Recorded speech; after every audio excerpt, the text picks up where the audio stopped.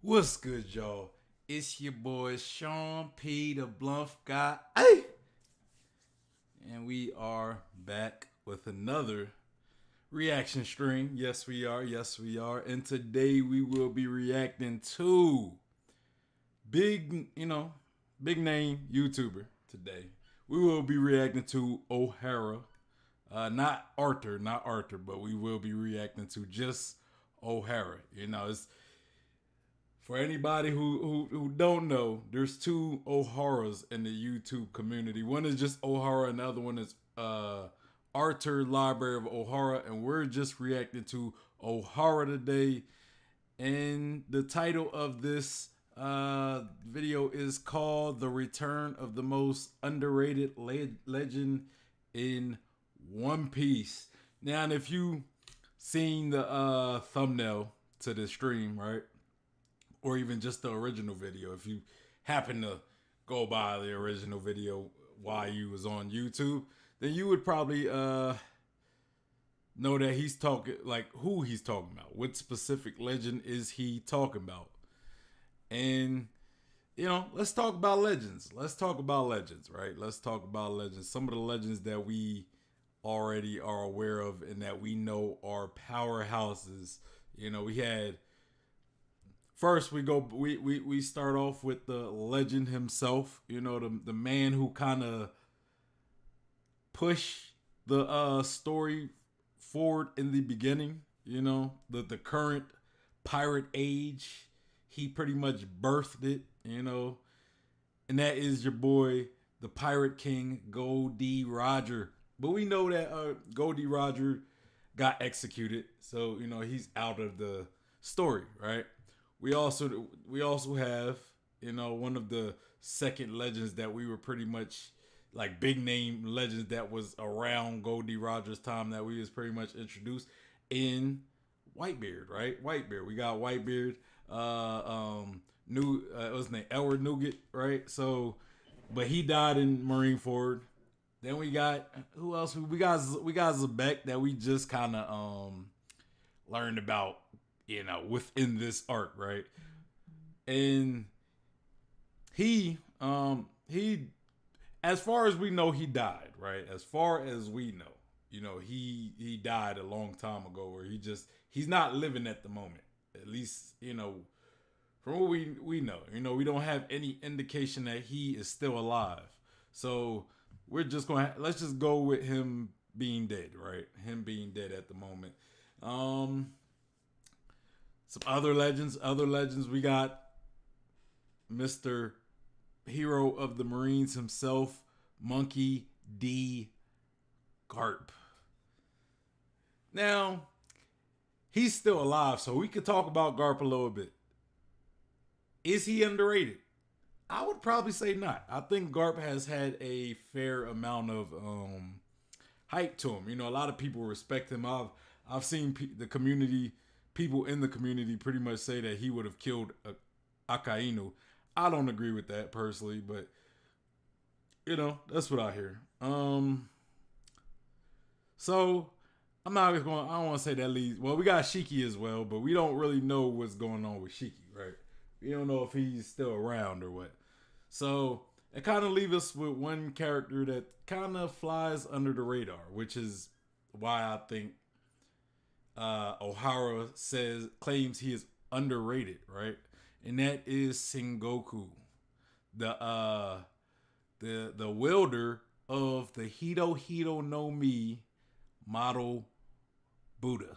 So he's like the only he has pretty much the same devil fruit as our main protagonist, our hero, Luffy, Monkey D. Luffy, right? Except he just has a different model, right? He has the Buddha version, which is still kind of like a godly, like a deity. You know what I'm saying? He's like a Buddhist deity, right? The deity of Buddha. I mean, I'm not too versed in Buddhism, so I don't know what he really plays. But yeah, that's the devil fruit Sengoku has that's pretty much the devil fruit Sengoku has, right? So yeah, we will be talking about Sengoku. And the reason why I chose this video is because it's something different, right? We don't, how often do we talk about Sengoku? You know, like Sengoku don't get a lot of shine. And I do agree with Ohara, he is underrated. He's never been one of my favorite characters or a character that kind of really stuck out for me, you know, like Garp, for example. But he is still a major character and he is still undervalued and underrated, right? He was the fleet admiral, like the admiral, the fleet admiral. Yeah, he was a fleet admiral.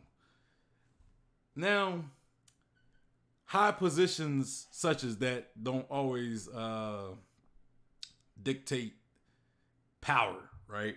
But I do believe that you have to be strong in order to get anything from admiral above. You got to be strong for vice admiral, but not all vice admirals are super strong, right? Like I think Luffy could probably dust off most vice admirals, you know, except like Garp, of course. But like admirals, fleet admiral, that's when you talking about you need a little strength to back up your position, right? You need a good fair amount of strength to back up that position. So, before we continue with Sengoku, I want you guys to go hit that like button. Also, subscribe if you haven't subscribed already and hit that bell for notifications. Follow me on Instagram, Twitter, and Facebook. And if you're looking for a One Piece community to be a part of, we have the Discord and we have the Facebook group for you. And we have a growing community. So come help our community grow and be part of what will be, what I am predicting to be one of the best communities in the One Piece community, right? So yeah, let me read the chat. My unc in the building with the thumbs up. Shout out to my unc. But yeah, back to Sengoku, right? Back to Sengoku. Yeah, like one thing is Sengoku is definitely an underrated character, right? And he has a unique devil fruit. A devil fruit we could suppose is pretty OP, right? Like we seen what he did with the Blackbeard pirates, like the whole Blackbeard pirates when they got the Marineford. He pretty much, you know what I'm saying, he dispatched them pretty easily. So, you know, we talking about a pretty strong devil fruit that we seen what it's capable of, and we've only seen an inkling. Like we've only seen a little bit, right? We only seen him really go do anything to the Blackbeard pirates. So we don't really know the full potential of this devil fruit, but yet it was strong enough to pretty much do what he did to the Blackbeard pirates, right? So that says something, right? Like Blackbeard was same person. Like afterwards, he pretty much killed Whitebeard, right? He killed Whitebeard. Him and his crew killed Whitebeard. Now, in Whitebeard's defense, Whitebeard was severely weakened as well as sick. But, you know, he killed him. We got Cube in the building. Shout out to Cube. He says, the issue I have with admirals and fleet admiral position is that it's feat plus being willing to work for the celestial dragons. You said it's feet. Is feet down? I'm not too sure. I'm not too sure what you said, Q. We've got Vice Admiral Garp refusing promotions due to that. I'd even suspect that it's similar with Pseudo, but that doesn't mean they don't deserve their position. Yeah, I agree with that. I agree with that. I don't believe being a vice admiral means that you can't be as strong as an admiral or a fleet admiral. You know, I think there's a lot that goes into positions, right? Especially promotions, right? Like, especially me, I was in the military, so I know. You know, now when they consider promotions, things like physical fitness and all that stuff is important. So how fit you are is important. How good at your job is all important, but then there's other factors like your capability of leadership. You also have more responsibility the higher up you go. So like Garp has responsibility as a vice admiral, but he doesn't have as much responsibility as an admiral or a fleet admiral. So he's high enough to have some power, but he's low enough not to really have to take orders from like the world government and stuff, right? So, but yeah, and the military is like that. It's a lot that goes into deciding who gets promoted. Some of it is physical fitness, how good you are at your job, all that. But then there's things like how well your leadership, how well, other little things that you do. It's a lot that goes into promotions.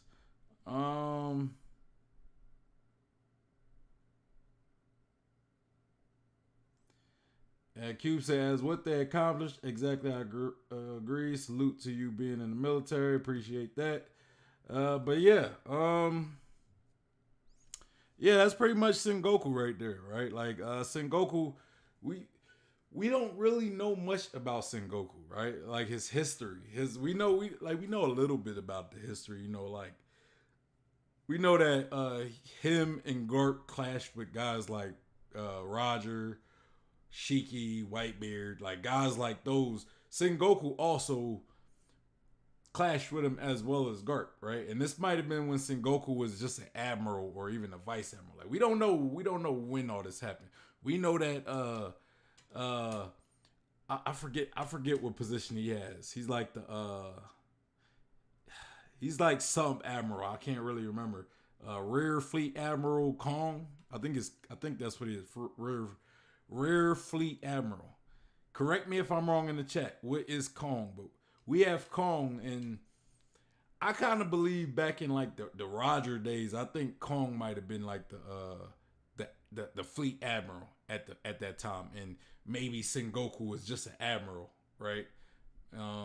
Maybe he was just an admiral. Maybe Garp was vice admiral, or maybe Garp and Sengoku were both vice admirals, right? And then Sengoku kind of picked up pretty fast, possibly. Like we don't really know. We don't really know the progression of Garp and Sengoku's careers, and especially what they were back in the Goldie Rogers days, right? Like I don't know if Sengoku was. I don't think Sengoku was Fleet Admiral back when Roger was alive. I think Kong might have been Fleet Admiral. Sengoku might have been like Sengoku might have been Admiral. Like I could have seen him being Admiral. Garp was Vice Admiral, capable of being Admiral even at that time. He just didn't want to, possibly. Or maybe he earned it. Like maybe after God Valley was when he earned that spot as an Admiral. But he didn't want to take it because what he witnessed at God Valley, right? Like we don't really know. We don't, and that's why I kind of hope we get more about with Sengoku and Garp. Maybe give us like a Garp flashback with a lot of Sengoku or something. See how Garp is kind of a more key character than I would say Sengoku is, because Sengoku kind of gets brushed to the side a lot, right? Like he wasn't that active during Marine Corps. We didn't really hear him being considered as hero of the Marines or him ever beating anybody noteworthy. Like we never heard anything about that with Sengoku.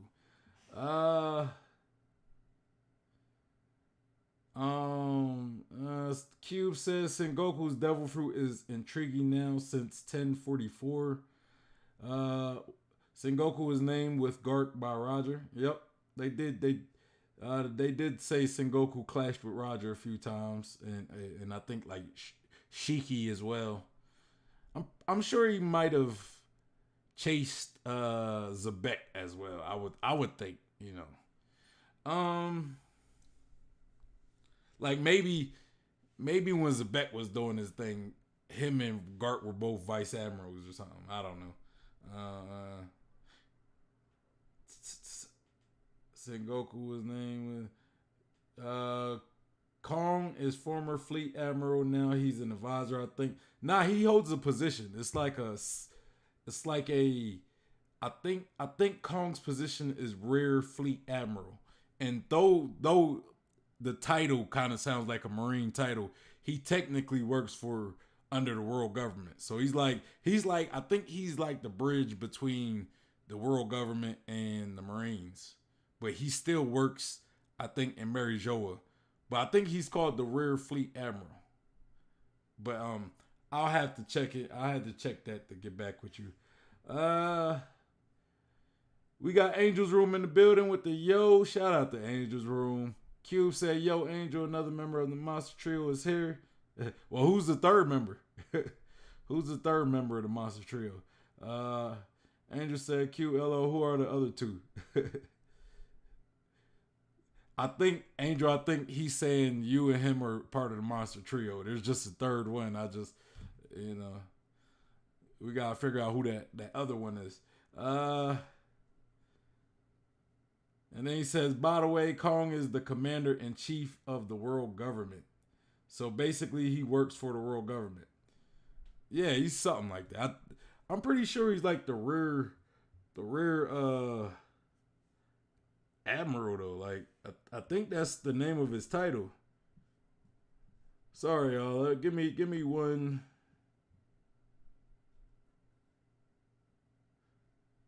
You know what? Hold on. We going cause I'm gonna look this up. Kong. I can't even type right now. Let's look at and see what Kong is. So yeah, he is the world government commander in chief. So commander in chief. Okay. I thought it was like the rear fleet admiral. Like, what are rear fleet admirals? Let me look that up real quick. Cause I know there's like a title called the rear fleet admiral.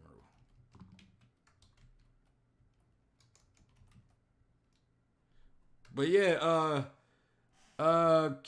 Angel's Room was right. It is the it is like commander in chief of the world government.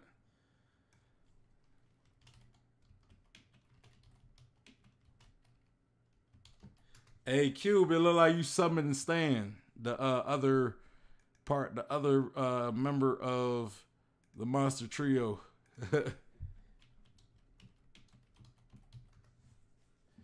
Let me see y'all. My bad. I'm just I just want to look because I thought Kong was the rear fleet admiral.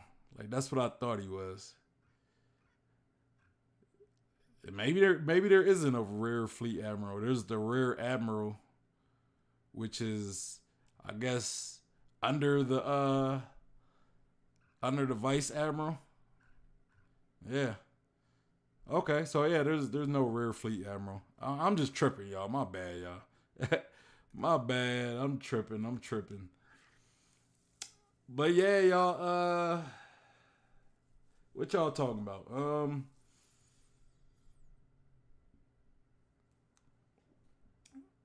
So Andrew said, or Cube says, you, me, and Stan Joy Boy is our Yamato. Stan says, yo, shout out to Stan. Just right after Cube pretty much summoned him. Cube says, rear admiral is the position before vice admiral, though. Yeah, I thought there was like a rear fleet admiral, though. I was just tripping, though, man. I was just tripping. And then, Angel Room said, I don't think rear fleet admiral is a thing. It's not. We just discovered that. And then Stan says, what are you guys talking about? Well, we're talking about Sengoku right now, but we was talking about Kong, right? We was talking about Kong and what position he had, because I thought Kong's position was, I thought the title of Kong's position was the rear fleet admiral. Like he was higher than the fleet admiral, but he's just the commander in chief of the Marines, but he works for the world government, you know. Adam says, damn, I'm super late today just tuning in. You're not really that late. We've only been, well, I mean, we've been streaming for 20 minutes, but we ain't even start the video yet, which we're about to start the video. I'm just kind of talking to you guys, right? We kind of chatting up. We chatting it up right now. But we're talking about Sengoku being the underrated legend. You know what I'm saying? When you look at all the legends of One Piece, right? Sengoku is kind of always the one that's overlooked. I would say Sengoku, maybe Shiki, but I guess Shiki to a degree is underrated. But I do feel as though Shiki get a little more credit than Sengoku. And what other legends out there that don't get enough credit? You know what I'm saying? Like, I can't say Rayleigh. Rayleigh definitely gets a lot of love out here. Shaky. But we don't know how good she is, you know. Shaky, I don't know. Adam said, or Q said, Adam is our Robin. Why? Because he knows everything. He's a historian. Adam says, remember the bugs. The bugs? What bugs?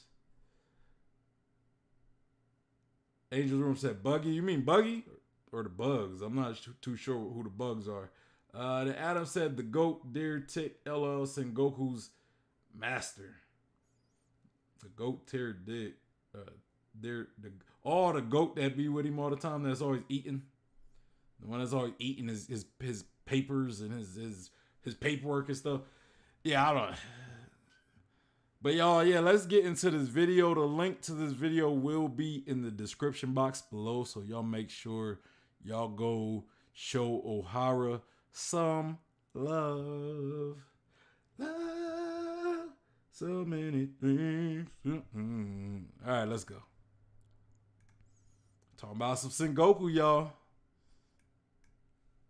This is a man who literally transforms into the Buddha, the most powerful and wise being in Japanese and Chinese mythology. Because this golden and slightly overweight form is that of a mythical human zone devil fruit, arguably the most rare and dangerous type of devil fruit in the entire story that we only got to see.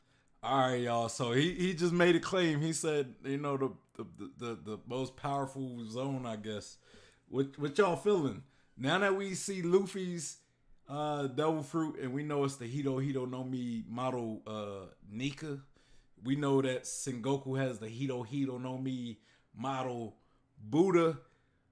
Who's the superior deity, right? Who's the superior deity? Because Nika is kind of considered the sun god, and when you look at the sun gods and like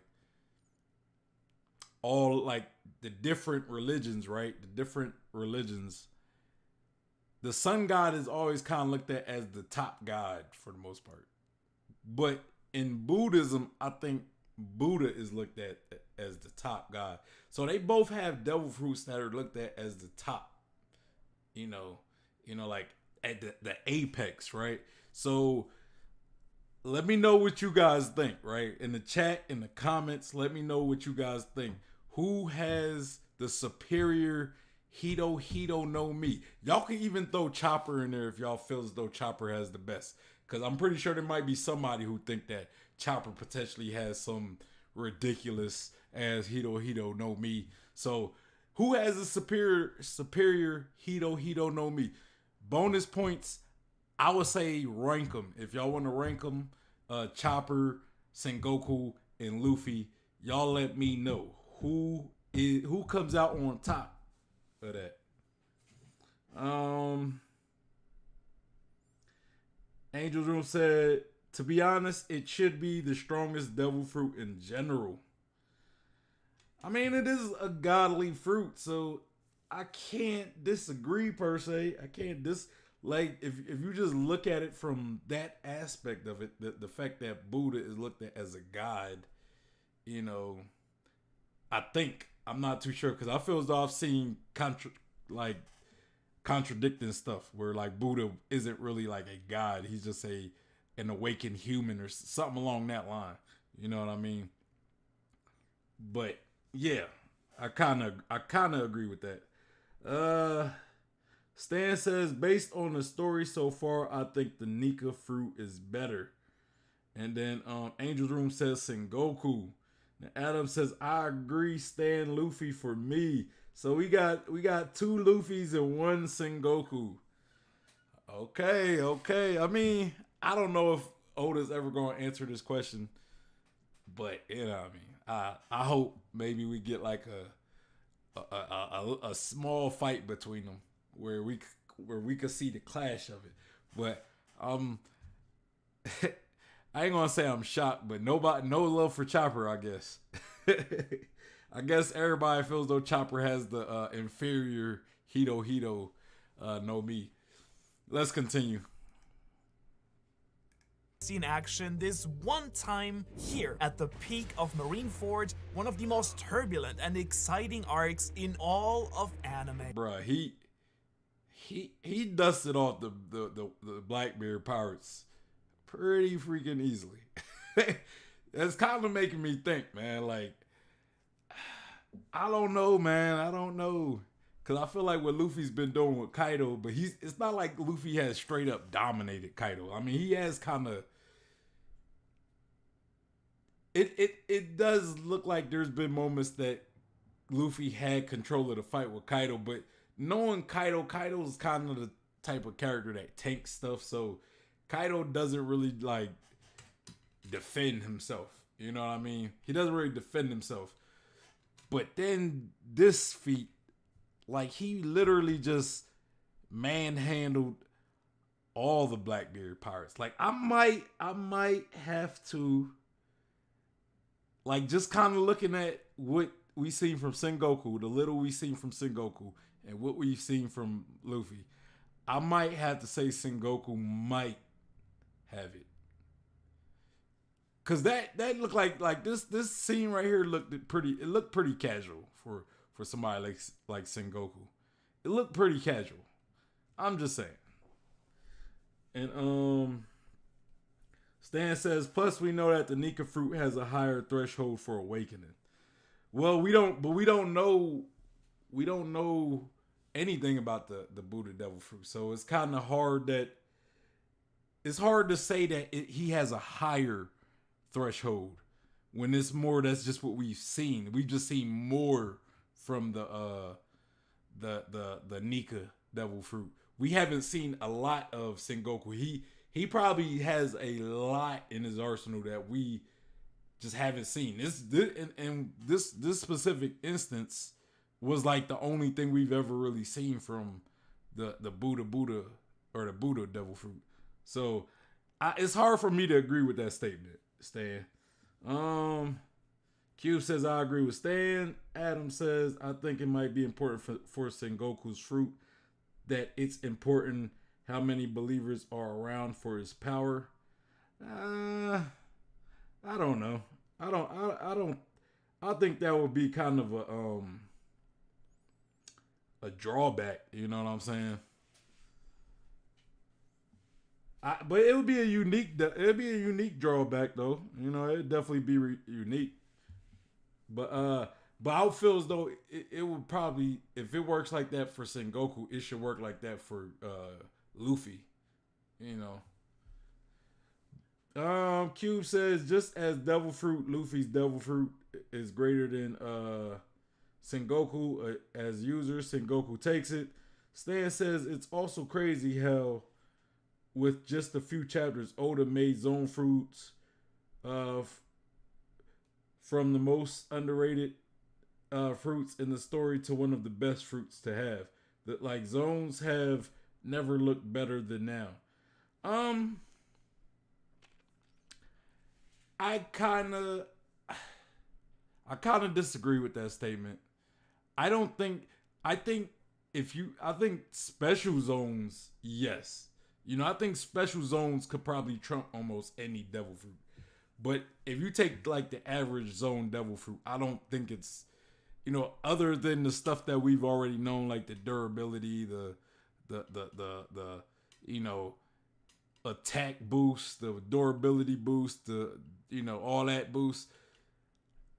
I don't think the average zone devil fruit is really going to be outdoing a lot of Logia and Permesia devil fruits. And I kind of disagree because I think Permesias are so diverse in the capable abilities. I feel as though you can, like, it has a lot of devil fruits under Permesia that are ridiculously hexed. Like Law being one of them. Law, Kuma, uh, um, Big Mom, the Soul fruit. Yeah, those are just three. Come on, like Big Mom taking souls and stuff. She could take souls and power herself with it. You know what I'm saying? Law could make somebody immortal, even though it comes out of sacrifice. But all the other stuff, he kind of has like he has mastery over time and space. Same with Blue Note, right? Blue Note could open them doors, little portals. And Foxy, bruh, you give the right character Foxy's devil fruit, that the thing that slows time, bruh, you be deadly. I don't think, like, you fight somebody like Kizaru, slow him down, beat him up. You know what I'm saying? Like, I don't know.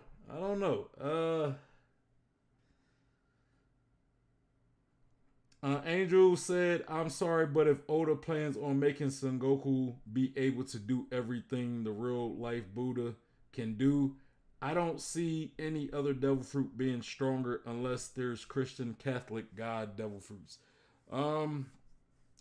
What can Buddha do though? Like, what is Buddha's abilities? Because again, I'm not that knowledgeable about Buddha. Q said, I think Sengoku has gears, hence why we never it a lot in MF. I don't think so. I mean, I don't know. I think Gears is unique to Luffy because it kind of it's just how his body worked. That's why he call it Gears. And Sengoku body wouldn't work the same as Luffy. So he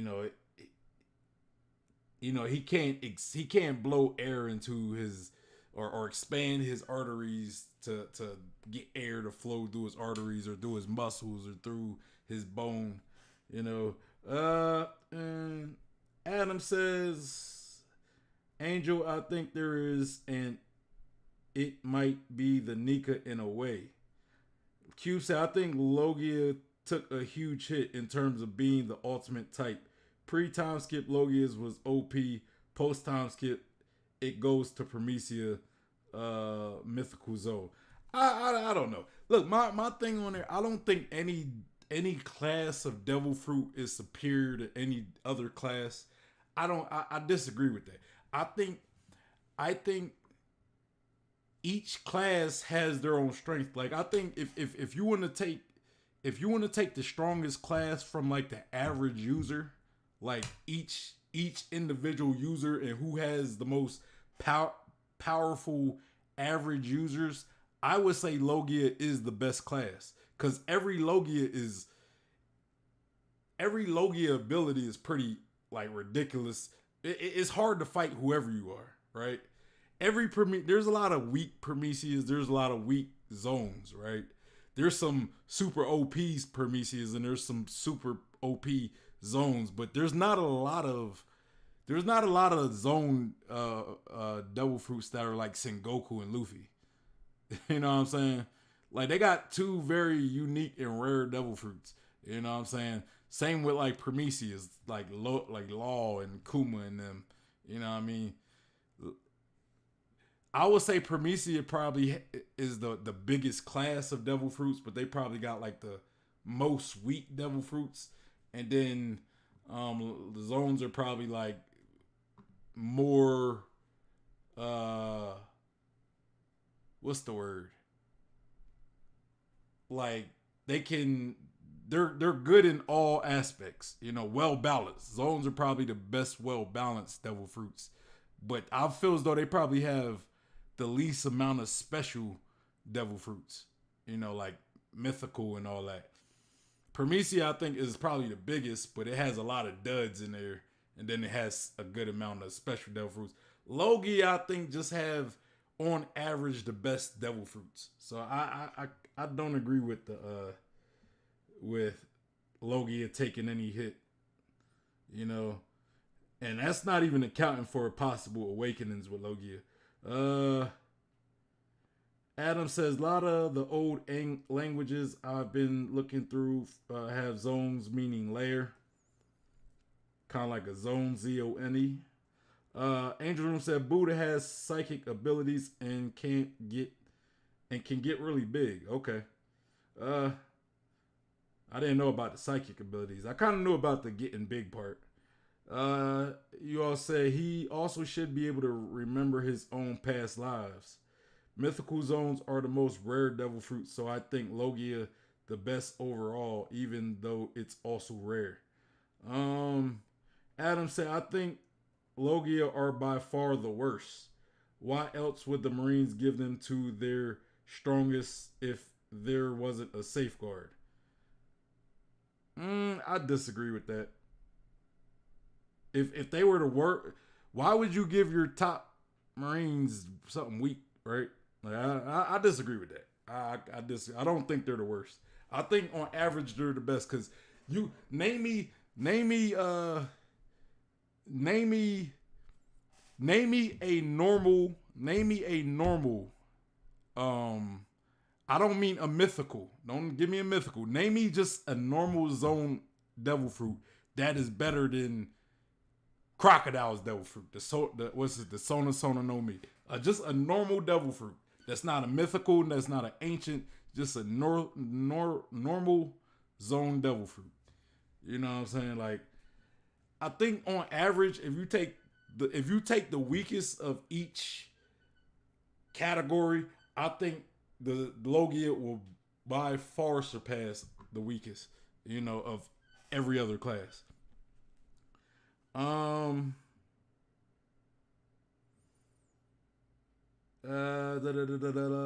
Adam says, look how useless Enel was from one new element. Well, Enel also was super dependent on his devil fruit. So that's on you. That's Enel's flaw. He had nothing to rely on other than his devil fruit. He had hockey. He wasn't much of. I'm not saying he wasn't a fighter, but he didn't really come across strong people that often to test him. You know what I'm saying? The thing about fighting is also battle. Your fighting experience. So Enel was lacking in some areas. Angel said, I don't think we've even seen anyone with a Logia besides the three admirals. We seen Crocodile. We seen Caribou, the mud devil fruit user. Well, I was about to say Katakuri, but not Katakuri. Smoker. Oh yeah, and then you just named them after I did. Then we got Rage in the building. Shout out to Rage. Welcome to the chat and welcome to the channel. He says string. Are you saying like string is better than the Crocodile's devil fruit? Because I don't agree with that. But the string devil fruit is pretty nice though. But I still wouldn't say it's better than Crocodile's. I would rather have Crocodile's. You know what I'm saying? And plus, I also think Doflamingo specifically was just really good with his devil fruit. You know what I mean? I think he was super good with it. I gotta get back to this video, y'all. I can't. I'm gonna try to knock out these chats though. I'm trying to knock out y'all chats and address them so I can get back to the video.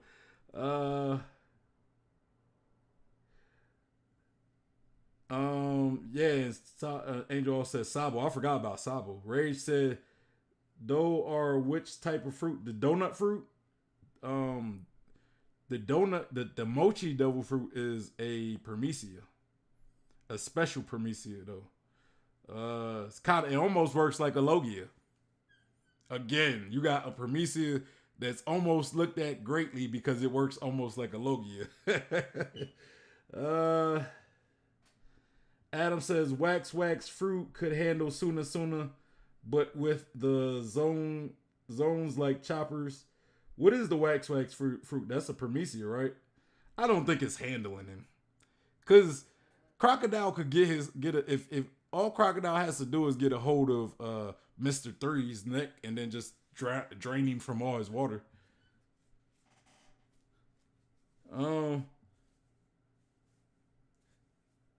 But my point is, y'all got to get super creative to find like an average devil fruit to compete with an average Promisia to compete. I think breadfruit might actually be what Luffy was originally. Breadfruit. What's breadfruit? You mean cracker?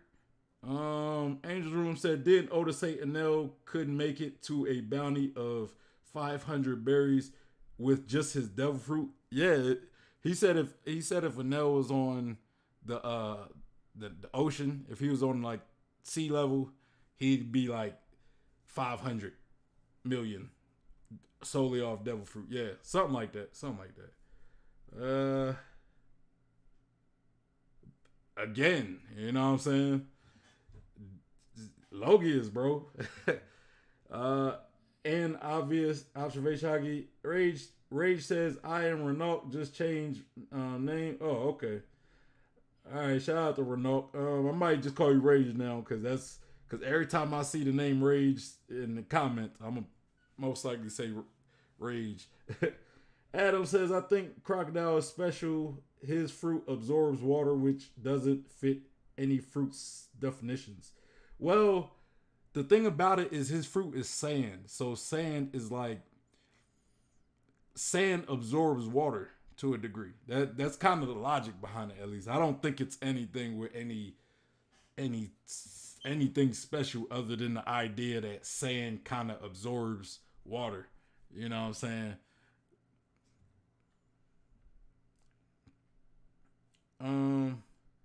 Adam says there is no water to absorb from heat candle wax.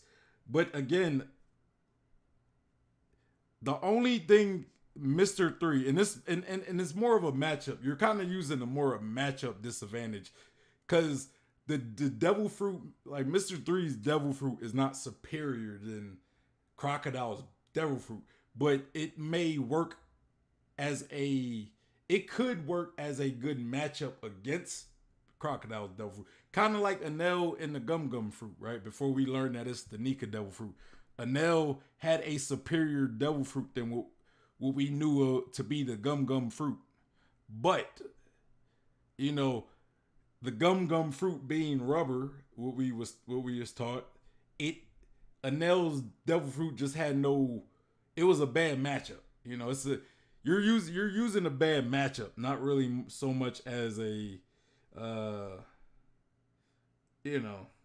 it's kind of a bad matchup. And even then, Mr. 3 would have to be able to capture Crocodile to stop him.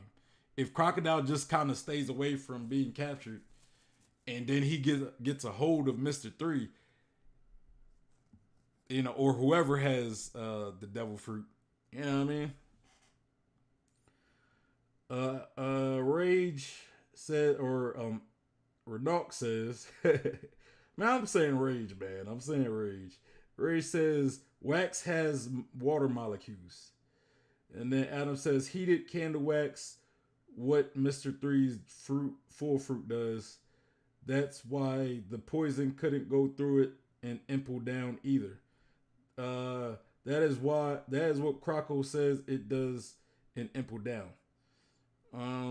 I mean, yeah, like I said, Promisia is, I'm just talking like or average, you know. But yeah, I mean that's just a matchup thing, right? That's more of a matchup thing than it being a better devil fruit.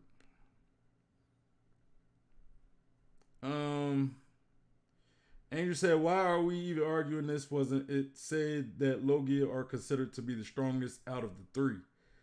And Cube says, you need Haki to touch a Logia user. That alone speaks volume. Exactly. And then Adam says, I think Croc is special. For me, it's a bad Logia to pick.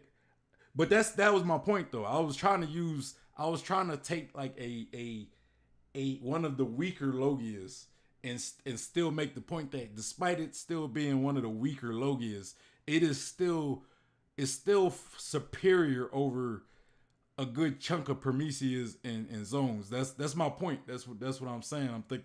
I feel as though Logia is on average. If you take the weakest of each category, the Logias are going to be the superior class.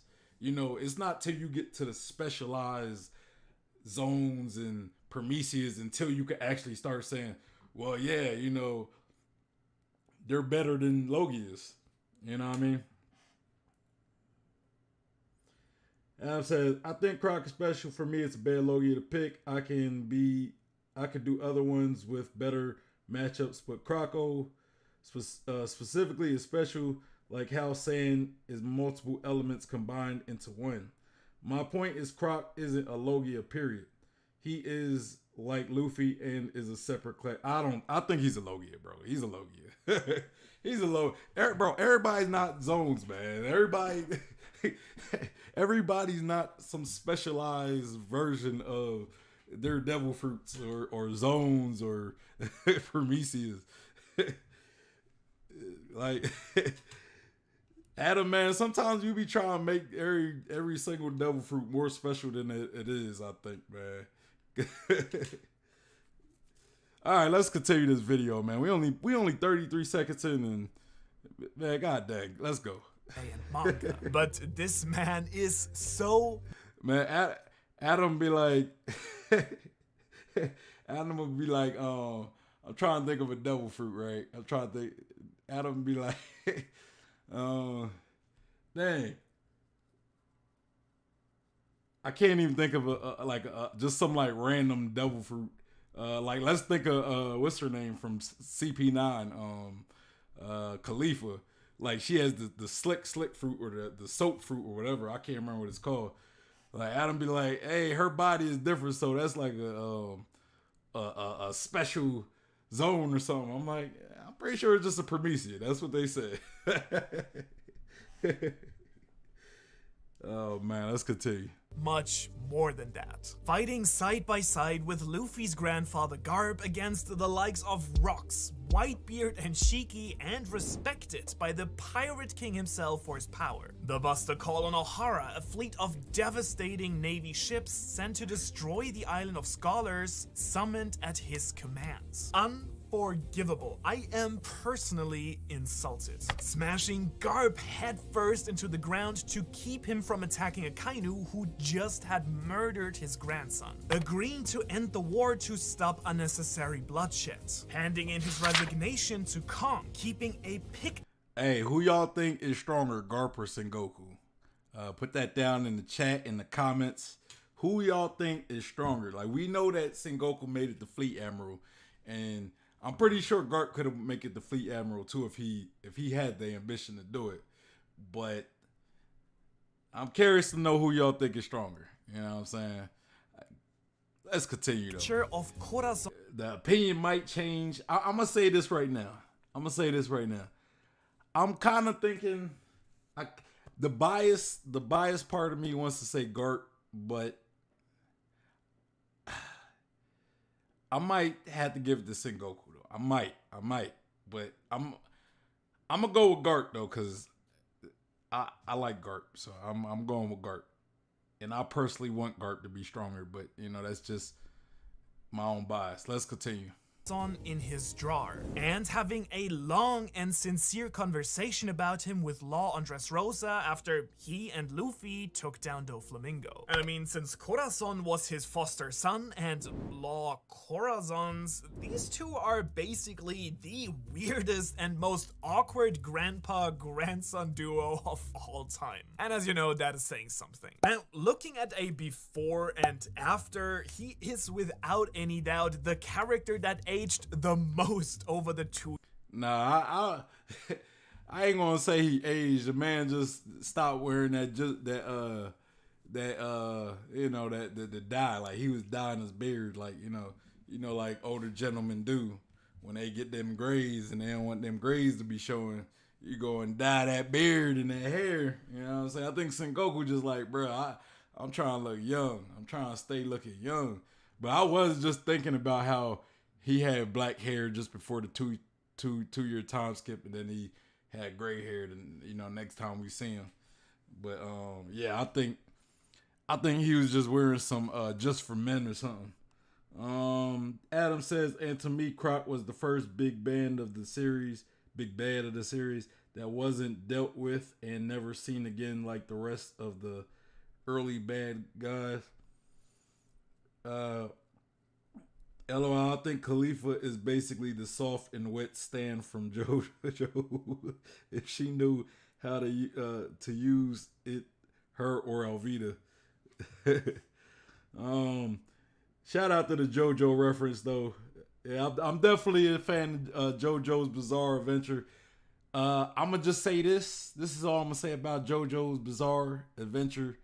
Joseph Joestar is the GOAT of the Joestars. He is the GOAT.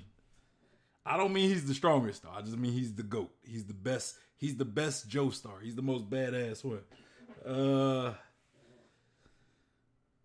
Adam says, great question. I think maybe Sengoku, but I do wonder how close it is. And then Angel's Room, yeah, I could see Sengoku, just his devil fruit, right? I could see his devil fruit probably giving him that edge. You know what I'm saying? And I think his hockey is probably pretty tough as well. You know what I'm saying? Adam says, JoJo fan, then you should know how crazy the stupidest sounding powers can be. Bro, yeah. Yeah, like I'm trying to think it's a lot of ridiculous abilities in that thing, especially like that guy with the fishing rod, that he could like cast it like through the train and capture people or whatever, and then you got the one who he can make people small. Like I'm waiting for them to drop the I guess the second part of the latest season, the one with Jolene or whatever. Yeah, I'm waiting for them to drop that, because it's not my favorite season, but I just like JoJo, man. I just like JoJo, But Joseph's the GOAT though. Come on now, my man beat the Pillarmen by himself. He beat all three of them. No, he beat all four of them. Because it was four of them. He beat all four of them. The first one he kind of had help, but the other three I think he pretty much beat by himself. And the Pillarmen, bro, yeah, they bars. Let's continue.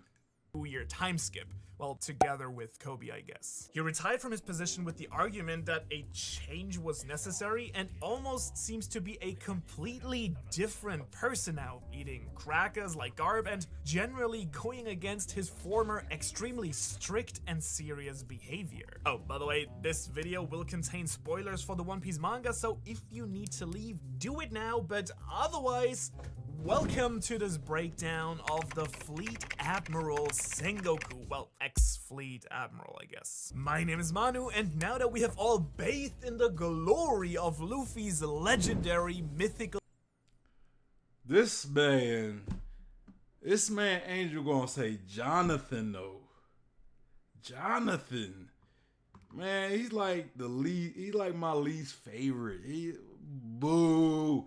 Hey, everybody, boo Angel in the chat. Boo. Nah, I'm joking. Y'all don't go bullying Angel's room. He's cool. But boo him. Boo. Be talking about some Jonathan, bro. Come on now. Jonathan ain't nothing, bro. Yo, you mean Joseph. Joseph is the only Joestar you can respect, because he's the only respectable Joestar. Man, come on, man. My man had a Tommy gun, bro. He had a Tommy gun. He shot the vampire up with a Tommy gun. Like nothing. You know what I'm saying? He ain't kill him. But it was still badass to see, though. And come on, bro. Like, he had to fight 4 Pillarmen. Bro, them Pillarmen, them dudes are ridiculous, man. Come on now. Adam says, you mean Joseph like the first one or the dad? I mean Joseph Joestar, the one who came, part 2, what is it? Battle Tendencies. I think that's what the name of part 2 was. Part 2, Battle Tendencies. The one who fought Cars and the other Pillarmen, and then he pretty much got Jotaro out of jail, I think, when his mom was dying because of Dio, and that's when they introduced the stands and all that. And then he comes back later in part 4, I think, the one where Josuke, and I think part 4 was the last time we see him though. I think that was the last time we see him. Angel said Joseph does a lot of things I personally see as disrespectful. Bruh. Well, it's Joseph, so he is forgiven. Joseph is forgiven because he's that badass of a man. He is all man right there. Come on now. Put some respect on Joseph, Joestar. Come on, bro. You gotta put that respect on him. You know what I'm saying? Like, Jonathan should have done in Dio like early. You know what I'm saying? Let's continue, man. We talking about JoJo and stuff. We got D LaJoy boy. He said, "Yo, late, but I'm just in time for the reaction." But yeah, Joseph is that dude exactly. Tell Angel's Room that. Jonathan said, or Angel said, Jonathan the only one I respect and I enjoyed watching Jotaro the most, so he's my favorite. Man, Joseph's the GOAT. That's all. That's all that needs to be said. Let's continue. Zone Devil Fruit reveal right here.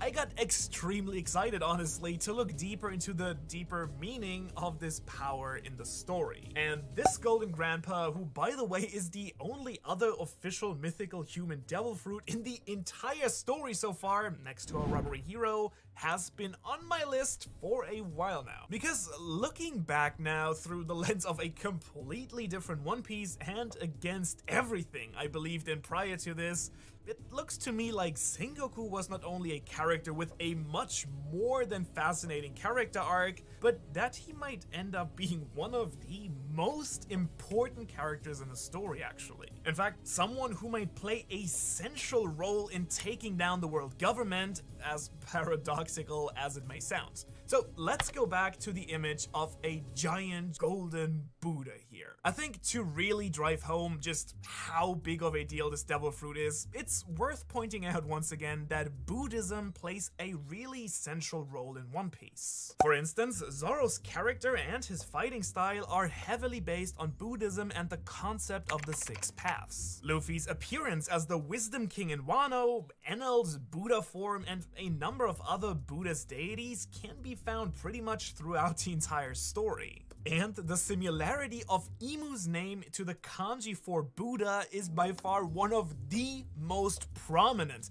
and consistent sources of speculation I came across in the Japanese One Piece community. Now, at the climax of the Marineford War, as Luffy finally reaches Ace, Sengoku transforms and buries the rubber boy under his palm. Now, on the one hand, this is of course a reference to the journey. Hey, that was the first time we see two Hito no Mi's clashing.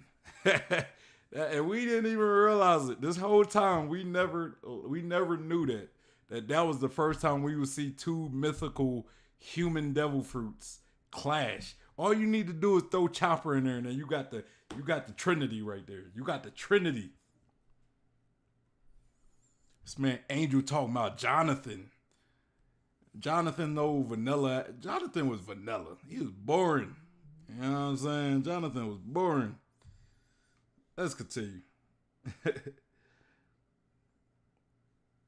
Journey of the West, a major inspiration for One Piece, where the Monkey King Sun Wukong is also buried under the palm of the Buddha, the ultimate being. On the other hand, knowing about Luffy's true nature now, I think it was also subtle but really nicely done foreshadowing. The reveal of the first mythical human type zone devil fruit is in direct contact with Luffy. Two powerful deities going head to head, even though we weren't aware of that fact yet. Also, when I look at the list of some of the other mythical zone fruit users in the story, Marco, Kaido, Momo, Luffy, and Yamato, an interesting pattern emerges. One reason why I speculated that Luffy might be a zone fruit user in the past, before the official reveal, was the story of Momotaro, where the boy Momotaro goes on a quest to defeat an Oni with the help of a monkey, a dog, and a bird. Exactly those mythical characters. Though admittedly pure speculation, I still think it would be plausible at least that a storyline surrounding the Buddha and the journey to the west, for instance, could involve more mythical fruit users as well in the future. I mean, we already have Sun Wukong with Monkey D. Luffy,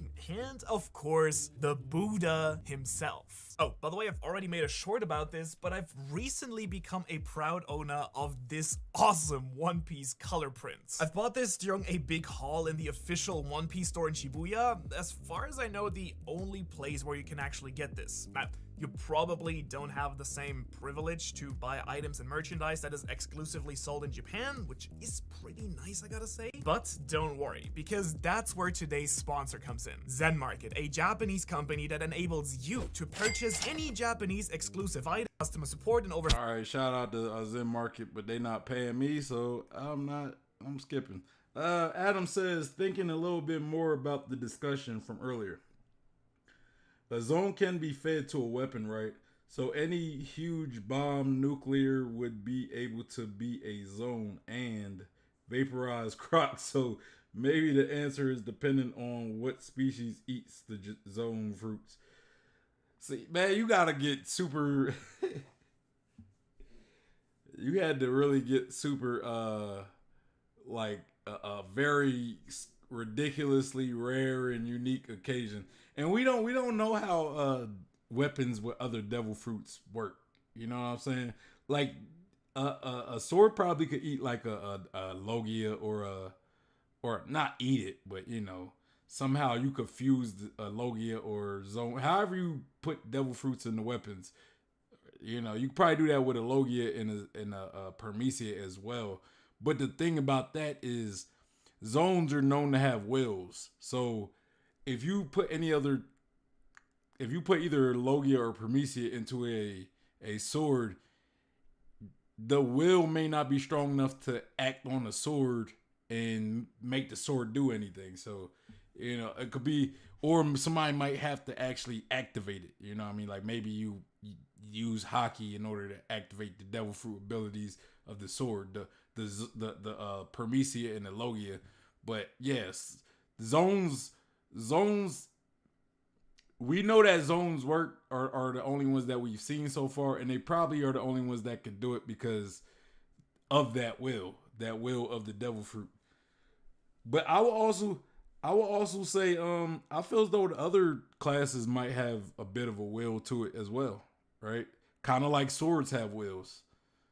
You know what I'm saying? So I would think every other devil fruit might have a will. I just think zones might have a stronger will because they come from like animals and other living beings. You know what I'm saying? They come from living beings, so it would make sense for them to have wills as opposed to something, a Logia devil fruit that's just pretty much fire, right? Fire doesn't have a will. It's not really sentient. So like the meta no mi in a sword, the sword might not become sentient because fire's not sentient. You know what I mean? So that could be the case. You know what I mean? That could definitely be the case. Angel said, they not paying you, Bluff. Hell no, they not playing me. Or paying me. And then Adam says, I agree. Yeah, man, like, yeah, I could see zones that only working specifically for zones because of that reason. But who's to say it can't work for any devil fruit? Maybe it's just it might take somebody to activate the abilities with like Haki. Like that's the only way I could see, because I can't see a sword that somehow consumed the meta no mi. I don't see the sword being like just turning itself into fire, you know. Now, I've recently actually read a few Japanese theories that claim that Sengoku will either fight by Luffy's side at some point or even join the Revolutionary Army, one way or the other, supporting the family of his friend Garp, who he failed during the war. I mean, some even see him as the secret leader of sorts. Now, me personally, I'm not sure I would go that far, but I do think it's pretty fair to assume that Sengoku will be at least some sort of force of good going forward. Because we've been talking about... I could kind of see him as a secret leader. So I know a lot of people don't think that, but like...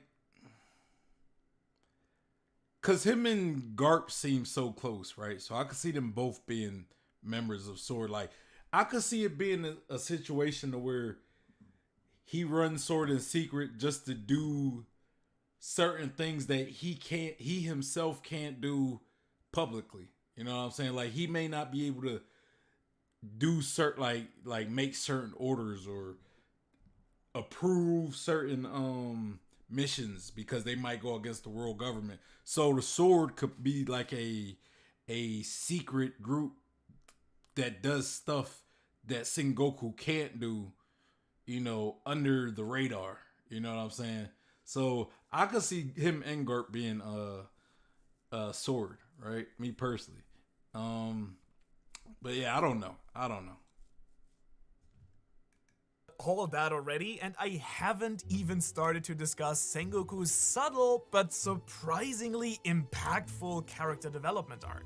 You see, this right here, holding down Garp to keep him from taking revenge for Ace, as much as I might have disliked him for it in that very moment, is in fact someone tormented by his own responsibility. On the surface, Sengoku falls into the same category as Garp, X-Drake, Kobe, or Aokiji, the good boy squad of the Marines, if you will, that show what this organization is supposed to be. A force for the good that holds the safety and freedom of all the people of this world as its most sacred ideal. And let's be honest, this stands in stark contrast to Akainu's absolute justice that doesn't shy away from killing some deserters here or some civilian casualties right there. Or even worse, the world government itself that uses the Marines as a tool to keep the kleptocratic domination of a few that live and rule at the cost of everyone else. And yet, even though the ultimate power lies with Kong, the Gorosei, Imu,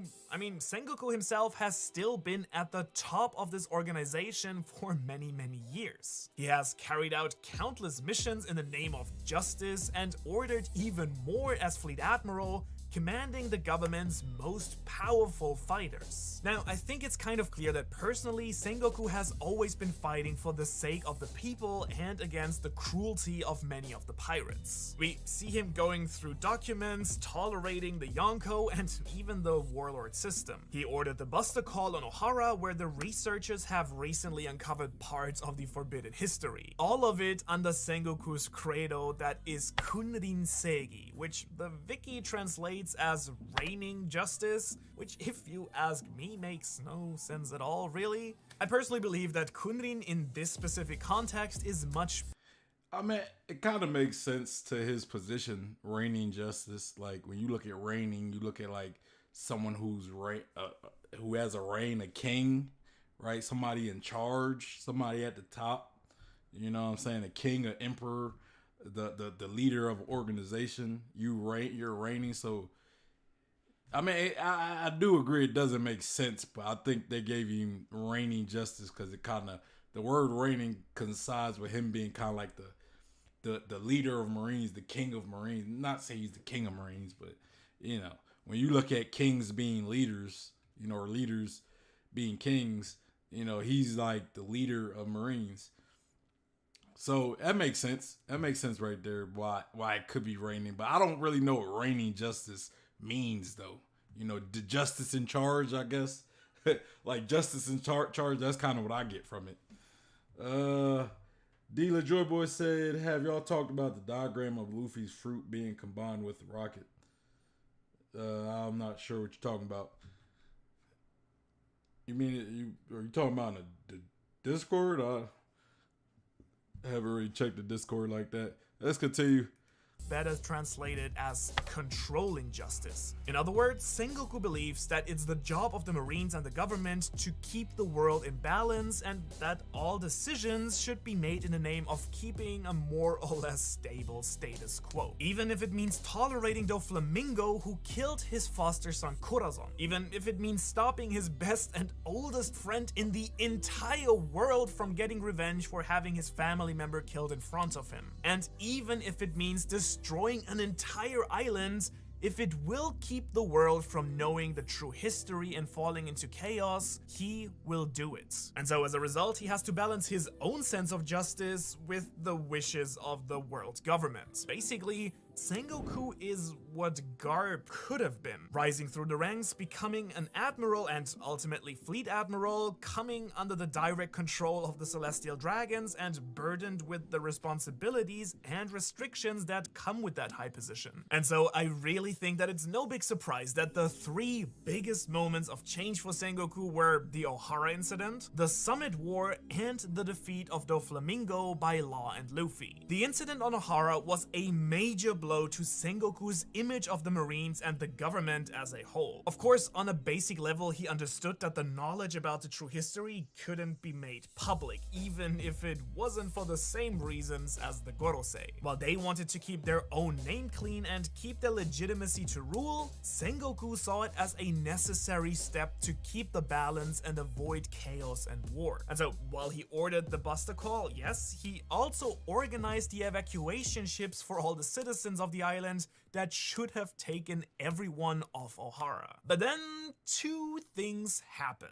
One, Dr. Clover was prepared to reveal the name of the ancient kingdom to everyone present, to which the government ordered him to be taken out, while Akainu, who was already as radicalized as you can basically be at that point, sank the same. Okay, so yeah, somebody, I think I was conversating with somebody and they asked did Akainu use his magma to blow up that ship, or if it was the cannons. So I think this kind of confirms it was the cannons, because we see like the smoking cannons after the ship was destroyed, and then we see Akainu kind of chilling, like he didn't really move or act on anything. He just gave the order. Because I think I forgot who I was discussing that with, but we was talking about Akainu blowing that ship, and we said, did he blow it up with his devil fruit, or was it like a cannon, the cannon of his ship? So there we go. I got the answer to that. Same evacuation vessel without betting an eye that Sengoku had sent earlier. And so it was this brutality towards unarmed people and civilians that must have left Sengoku questioning the meaning of justice and the true nature of those that he served. His ideal was clearly to be a moderate leader and influence in a world where both piracy and the Marines were becoming more and more extreme in their views and actions. Because Ohara was the exact same year that Roger died as well. I think a great example of how extremely times changed after these two major events is the trial of Frankie's father figure Tom, who was trialed for building Roger's ship. As the judge himself notes, this was not very common at that time, marking a true change in the world that Sengoku was trying to fight. And so I really think that it's fair to assume then that the Marineford War, the death of Whitebeard and Ace, and the mass breakout of Impel Down buried his last hopes for keeping the balance of the world alive somehow. I mean, at this point, he truly must have felt like he failed what he set out to do, and thus decided it was time to step down.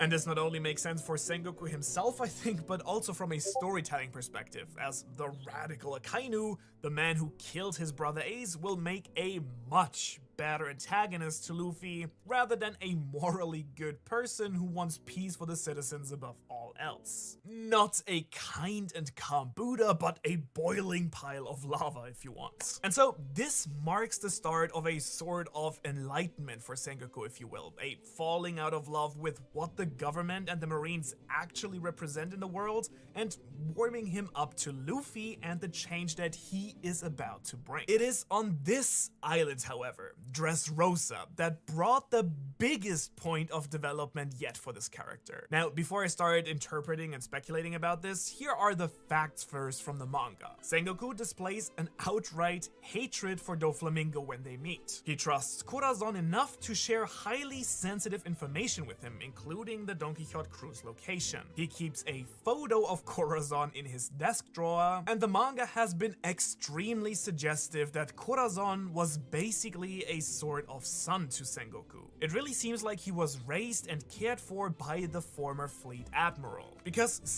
Oh, that's so sweet. Sengoku taking in privileged kids. Because we know Corazon comes from a life of privilege, even though they did lose that privilege. So, you know, like his family left the Celestial Dragons, and then that's how you created Doflamingo, right? Angel said, "Oh yeah, I remember that." D LaJoy Boy said it ties back in with what you were saying earlier about only zones being fed the objects. All right, I'll check it out.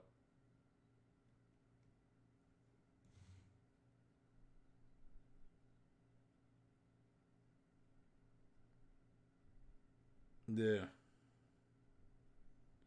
Where was this in Punk Hazard or something? Was like Punk Hazard or that island that Frankie was on? Yeah, I mean, yeah, I kind of assumed that, you know, kind of assumed that. I mean, I don't remember ever seeing that diagram or those blueprints, but yeah.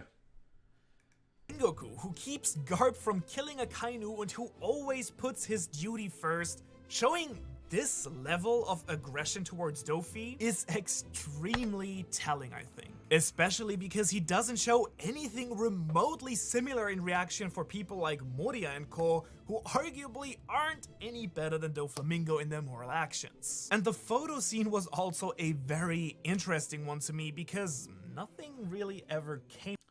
Yeah, you could definitely tell Corazon and Doflamingo are brothers, because that he looked like Doflamingo without glasses pretty much, and kind of I think Doflamingo's chin is, no, they got the same chin. I thought Doflamingo's chin would have been a little sharper, but nah, they got that wide chin. And the photo scene was also a very interesting one to me because nothing really ever came of it. Virgo didn't find out about Corazon's true identity by seeing it, so its purpose clearly only was showing us that Sengoku does keep an image of this person in the same drawer where he keeps the most important and confidential things and documents to him. The fact that he trusts Corazon so much, especially after all he has lived through in his lifetime, speaks volume for me for the relation. See, I think Corazon might have been part of S.H.I.E.L.D. as well, and that's kind of what made me think Sengoku could have been part of S.H.I.E.L.D. Cause Corazon was kind of doing his own little secret mission, right? He was kind of going under he was acting as a spy, like you would expect a sword member to do, and Sengoku was kind of in charge of him on that. So who's to say like Corazon wasn't acting at like on a mission for Sword, right? And Sengoku was overseeing him. Like maybe Sengoku was in charge at the time, and he was overseeing this mission himself. You know, seeing how he cares about Corazon and everything. So, yeah, I kind of think Sengoku could have been part of Sword, personally. I think there's a possibility of it, you know. Maybe he was part of Sword just to kind of act on his own against the world government. Because, like, or behind their backs. Because he probably knew that the world government were doing secret stuff under his nose, you know, like stepping on the Marines' toes and stuff. So he was like, you know what? We need kind of our own organization to counteract the secret organizations of the world government. But yeah, like I could see something along that line. relationship that these two must have had. And so the most heartbreaking thing ever is the scene where Corazon hangs up on Sengoku, who opens up his drawer to look at a photo of his son because hearing his voice made him want to see his face. I mean, clearly it's a relationship built heavily on love and trust that shined a completely new light on Sengoku as a person for me. And this only gets more interesting in this interaction with Law on Dressrosa. Again, let's look at the facts first. Law, who usually is rude and disrespectful, is only polite and affectionate in his Japanese towards two people ever, Corazon and when he meets Sengoku on Dressrosa. He doesn't mutter a single insult even once. He hates the Marines. Law sees Corazon as his parent figure that he loves and cherishes so much. He not only named his entire crew after him and has his face as a tattoo across his chest, but he also made it his entire life's mission to get back to Doflamingo. Sengoku, on the other hand, was in true disbelief that Corazon would disobey him for Law's sake, a pirate. Really, emotionally, he tells Law that he would love to arrest him. Maybe Sengoku understood though, because when you look at how Sengoku kind of treated Corazon, and he kind of sees Corazon treating Law the same way that he treated Corazon. So, it could have been, like maybe that's why Sengoku would kind of like have a soft spot for Law as well. And that's probably like same with Law. Law probably see like he was the one that took care of Corazon, and Corazon was the one who took care of him, Law, right? So Adam says, D Lajobo, I did not know that was the mainstream thinking for the Rocket spread, but I agree for sure. Hey, D Lajobo, we're again, because I think I asked you, but I'm not sure if you caught it. What is that? Those blueprints from? Where are those from? Were they from like Frankie when Frankie was on that island, or is it from I'm trying to think, where maybe Punk Hazard, like what's up with that? Like where'd you find that thing? Angel Room said, I wonder if Corazon's silent devil fruit makes people undetectable to observation hockey. Oh, that's actually a good question. I don't know, but if it could mask the user against observation hockey, bruh, like he could be like a nightmare to somebody like Katakuri, where like Katakuri can't see the future because Corazon is like hiding himself or masking his presence. You know what I'm saying? D LaJoy Boy say, looking into it now. Let's continue. And that he hates the fact that Law is the only person he can talk about Corazon with. Basically, Sengoku blames Law to a certain extent for the loss of his son, while at the same time recognizing and respecting that Law was to Corazon what Corazon was to him. And maybe even more importantly, that he exposed and defeated Doflamingo, finally bringing some closure to both of them. He even ensures Law that Corazon didn't save him for being a D, but simply because he loved him. And the fact that he's able to let Law go and take away all his doubts about his father figure really shows how much Sengoku has grown here. Think about it for a second. He allows a pirate who confessed to him to be part of the infamous D clan to leave, just as Fujitora, by the way, is doing with Luffy at the exact same moment, and finally overcomes his own strict ideals, being able to see the good in what these two pirates have done together. But to really understand the beauty of this scene, you should really watch this video on Law, where I explain everything there is to know about his incredible character arc. Alright, y'all. Make sure y'all go show Ohara some love. The link to the video is in the description box, so y'all go show the boys some love. What are you guys talking about? Adam says, I think that is what Lafatite might be able to do, is make others deaf. I mean, he did sneak into Mary Joa or wherever they was having I think it was Mary Joa where they had that the meeting amongst the warlords, that warlord meeting. He snuck into that, right? Nobody detected him. Nobody knew he was coming in. Angel said, "Nah, I think Katakuri would still be able to see the future, just not be able to hear his emotions or thoughts." D Joy Boy said, "Oof, so it's anime only, but it's with Frankie on Vegapunk Island." I thought so. I thought it might have been. I felt as though the only places we could have seen that were either Punk Hazard at somewhere in Caesar's lab, or when Frankie was on that island where Vegapunk was from. And he says, but Oda does give hints to play into the anime, so yeah. But yeah, so what do I think about this video? I kind of like this video because it really made me look at Sengoku a lot differently. You know what I'm saying? Because before, I never really cared much for Sengoku. I never thought he was like a character that Oda had any greater purpose for. So I just kind of thought like Oda wasn't really going to try to make Sengoku like deeper, I guess, if that makes sense. You know, because like at least with Garp is the father of Luffy, so it makes sense for him to flesh out Garp a little bit. But Sengoku, I didn't think Oda would really take the time to flesh out Sengoku. But kind of what Ohara said, he pointed out a lot of stuff. Like there has been a lot of character development for Sengoku that I just haven't really paid attention to. And a lot of that is on me because I'm not that big of a fan of Sengoku, right? But I kind of do feel a little different about him now.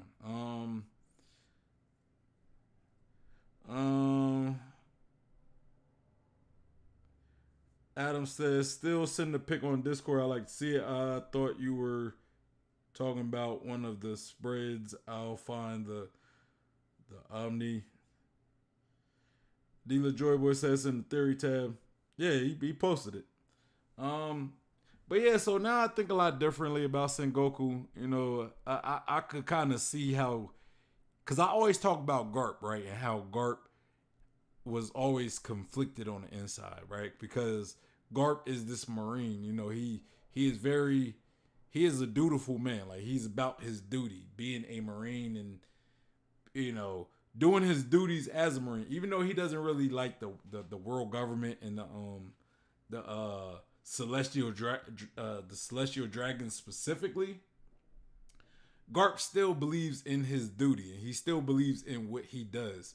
But then when you're somebody like Garp and then you have a son who is a revolutionary, right? He's a enemy.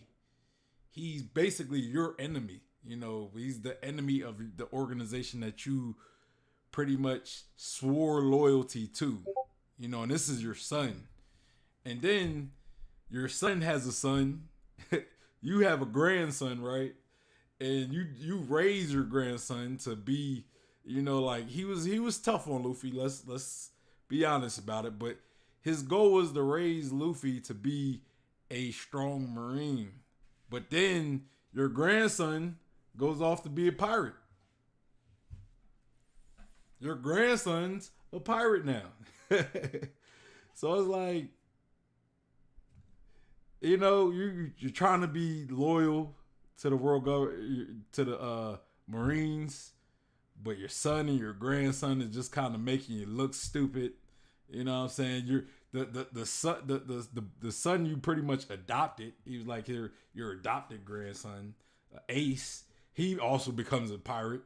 You know, I don't know how close Garp was with Sabo. I know he trained him a few times, but I don't think Garp was as close to Sabo as he was Ace and Luffy.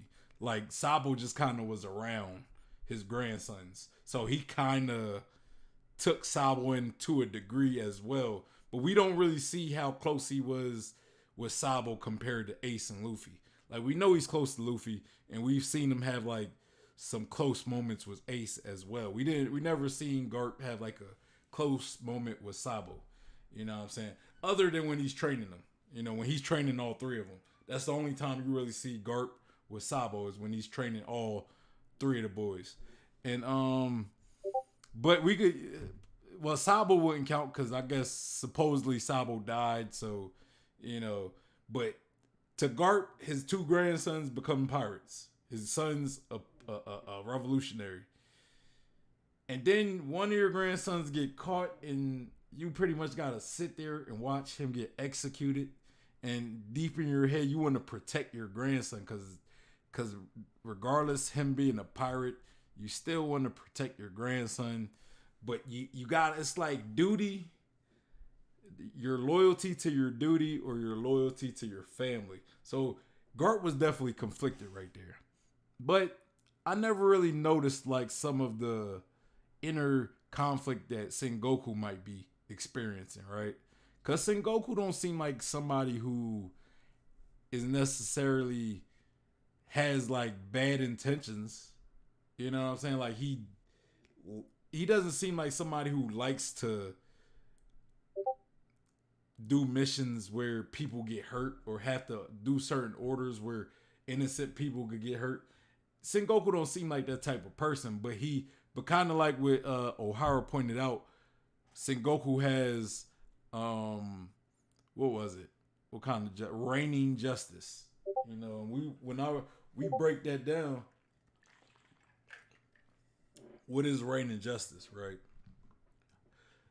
I mean, I can't define it too accurately, but I believe, especially when you look at the word reigning, and you look at reigning being like having a reign, right? Which is usually like a king or some type of government, right? Some government that's in charge that is reigning over a country or a kingdom or whatever, right?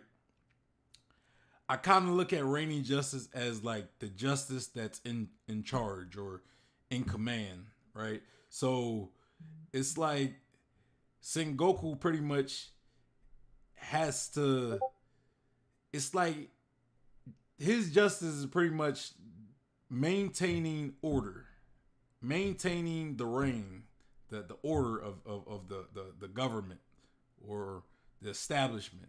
You know what I'm saying? So he has to make decisions that are hard for him in order to keep the establishment in charge, right? The establishment that are benefiting everybody, right?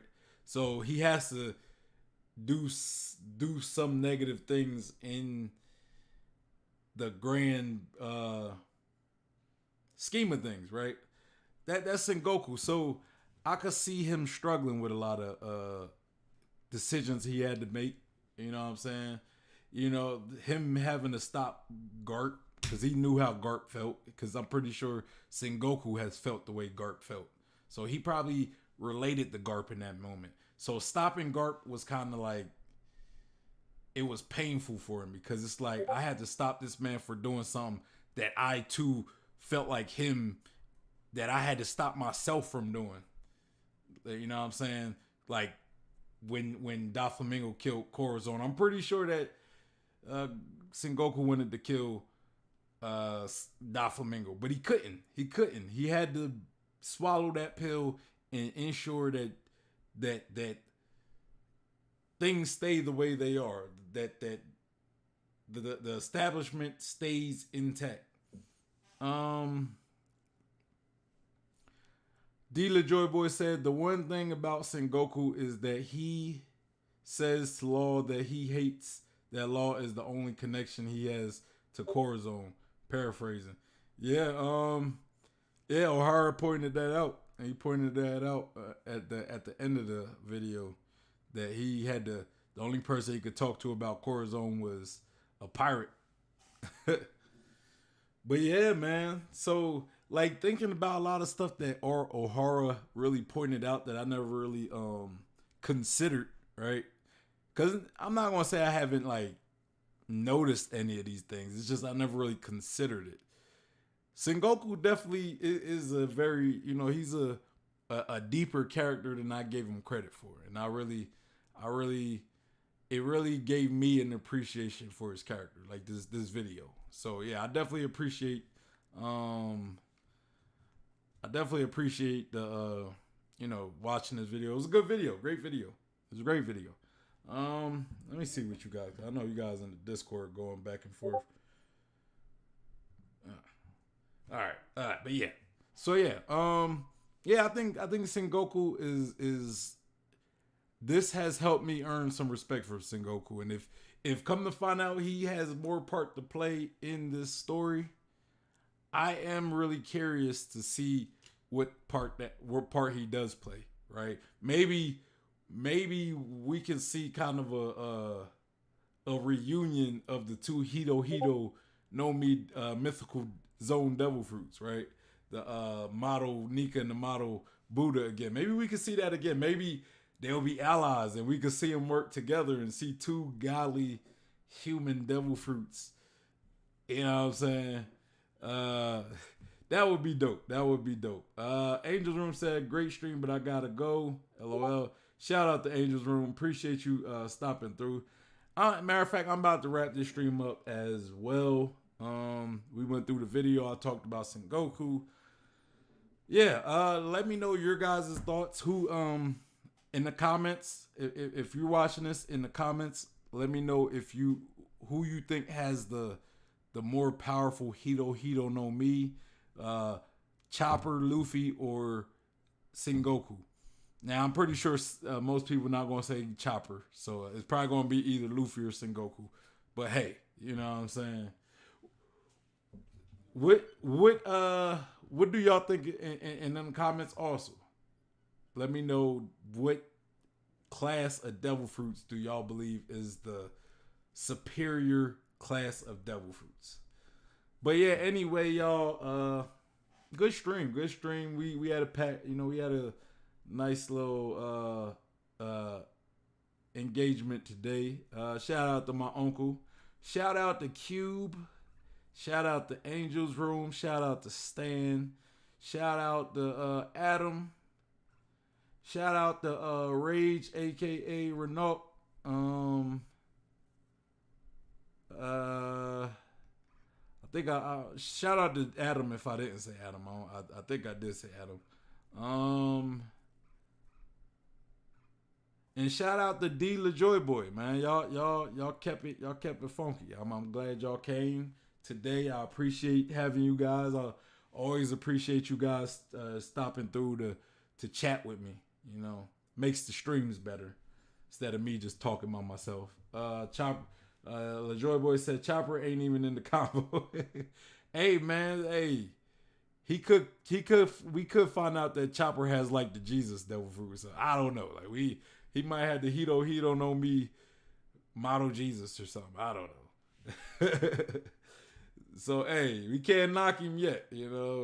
We never got a model name for his devil fruit. And it doesn't look like a normal human, so I think there might be something special with his Hito. Like I don't think it's just a normal human devil fruit. Because he doesn't have any forms that look superhuman. But yeah, anyway, y'all, make sure y'all hit that like button, follow, subscribe, hit that bell for notifications. Also comment what you thought about anything I said about the video we reacted to. If anyone, that would be Brooke.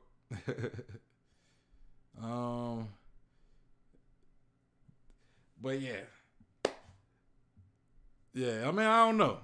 Brooke doesn't have a human fruit though. He has like I forgot what Brooke's fruit is named. But yeah, anyway, y'all, make sure y'all hit that like button, subscribe, hit that bell for notification, comment, follow me on Instagram, Twitter, and Facebook. Also, if you're looking for a One Piece community, we have the Discord and we have the Facebook group. And this Thursday, I will not be reacting tomorrow. I will not be streaming tomorrow. But we will be back on Thursday, and I should have Elids in that stream as well. We should be proceeding with the Understanding Hockey Revisited. The reason why I say revisited is because I have reacted to him before, but this time, we're talking about it again to, kind of collab effort to help Elids form to kind of reform, I guess, his previous theories. So yeah. Anyway, y'all, It's your boy Sean P. the Bluff God. I hope y'all have a good evening. Y'all have a good Wednesday. I hope I see you guys on Thursday. Y'all have a good evening. I'm out of here. Peace.